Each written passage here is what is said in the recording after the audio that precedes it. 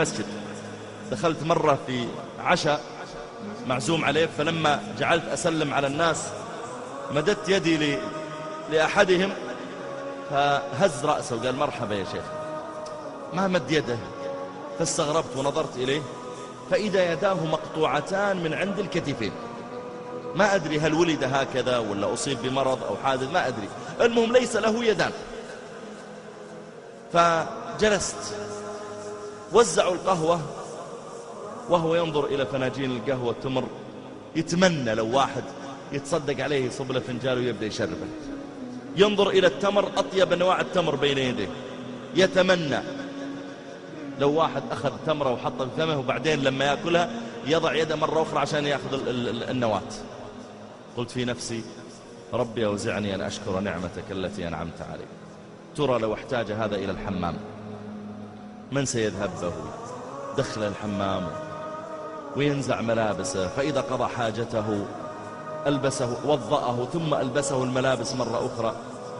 يا أخي إذا رأيت جسمك يتحرك كما تريد قل ربي أوزعني أن أشكر نعمتك التي أنعمت. إذا دخلت إلى الحمام وقضيت حاجتك قل ربي أوزعني أن أشكر نعمتك التي أنعمت علي.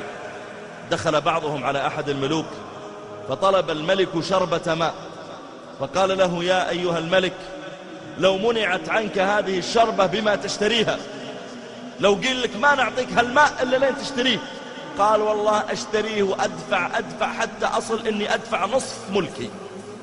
قال فلو أنك شربتها واحتبست في داخل بطنك ولم تخرج إلا بنصف ملكك الآخر تدفعه؟ قال إي والله أدفعه. قال فاحمد الله على ملك لا يساوي عندك شربة ماء. والله يا أخواني رحت قبل أمس لمركز غسيل كلى زيارة، أطفال أعمارهم على 7 سنوات عنده فشل كلوي وعلى هالسرير ومشبكين له الأسلاك، وأمه عنده تمسك يده لا يلعب بالأسلاك عشان يسوون له غسيل كلوي، ويأتي كل سبت واثنين وثلاثة وأحيانا يأتي الجمعة، وتقول أمه والله يا شيخ لو تمسكنا زحمة وانت أخر نصف ساعة ما دخلونا، لأنه يصير خلاص بدأ دور الشخص اللي بعدكم، خلاص أنتم تأخرتوا. تقول لا نقدر نسافر ولا نذهب ولا نجي إلا لأن نتأكد أن المكان اللي هناك عندهم مكان لغسيل الكلى. ولدي أحيانا يبغى يطلع مع أخواله ولا مع أطفال ولا بيروح مكان ولا رحلة، أقول له يا ولدي أنت عندك بكرة غسيل كلى ما يصلح تروح. قلبت حياتك كلها أبو 7 سنوات وأنت تشرب الماء ثم تدخل دورة المياه وتخرجه. قل ربي أوزعني أن أشكر نعمتك التي أنعمت علي.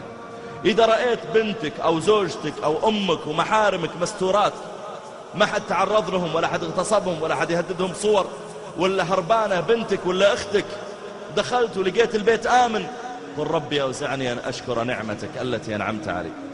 واحد من طلابي في الكلية غاب أسبوع أو أسبوع ونصف تقريبا، ثم جاء وداوم، فجاء يكلمني يبغاني أكلم له بعض زملائنا الدكاترة ينزلون عنه الغياب. قلت طيب وش عذرك يا سعيد، وش اللي مغيبك؟ قال يا شيخ ظروف. قلت ايش الظروف؟ قال ولدي مريض. قلت كلنا عيالنا يمرضون. قال لا هو مريض وعنده يا شيخ تليف في الكبد أدى إلى تسمم في الدماغ في الدم، والآن عنده تسمم في الدماغ. قلت أسأل الله أن يشفيه ويعافيه، وإن قبضه الله إليه فأسأل الله أن يجعله شافعا لك، شفعه ولا نفعه، أسأل الله يجعله شافعا لك. فقال يا شيخ وين شافع؟ ولدي يا شيخ عمره 17 سنة حافظ القرآن في المعهد العلمي. فقلت أسأل الله إن قبضه إليك أن يبارك لك في إخوانه. فقال يا شيخ والله ما عندي إلا هذا الولد. إذا شفت عيالك طيبين وبخير قل ربي أوزعني أن أشكر نعمتك التي أنعمت علي. رب قوم قد غدوا في نعمة زمنا والدهر ريان غدق، سكت الدهر زمانا عنهم ثم أبكاهم دما حين نطق. كم من إنسان أصبح صحيحا وأمسى سقيما، أو أصبح فرحا وأمسى حزينا، أو أصبح سليما وأمسى مصابا. أو أصبح مستورا وأمسى مفضوحا. كم من واحد نعوذ بالله ما يمسي الليل إلا اكتشف أن أخته مصورة وصورها في الإنترنت ولا في غيره. أحمد الله إذا رأيت نعمة، قل ربي أوزعني أن أشكر. يا ربي ساعدني ووفقني أني أشكر نعمة السمع ونعمة البصر ونعمة اللسان ونعمة اليد ونعمة المشي، والكلى تتحرك والكبد تشتغل والقلب يشتغل. يا ربي أوزعني أن أشكر نعمتك التي أنعمت علي.